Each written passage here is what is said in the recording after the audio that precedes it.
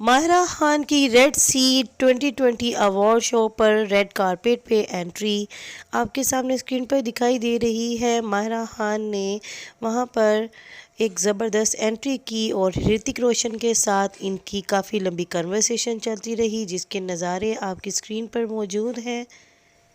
इससे पहले भी कुछ अवार्ड शो दिखाई दिए गए थे जहां पर इंडियन और पाकिस्तानी एक्टर्स जो हैं वो एक साथ दिखाई दे रहे थे, और अब एक दफ़ा फिर से माहिरा और ऋतिक ने एक दूसरे के साथ एक पॉजिटिव कन्वर्सेशन करने के बाद ये साबित कर दिया कि एक्टर्स जो हैं इंडिया पाकिस्तान की दोस्ती में कितने हद तक पॉजिटिव हैं, और वो चाहते हैं कि हिंदुस्तान और पाकिस्तान की दोबारा से दोस्ती हो जाए और ये लोग एक दूसरे की कंट्रीज़ में आ जा सकें और एक दूसरे की मूवीज़ में भी पार्टिसिपेट करें।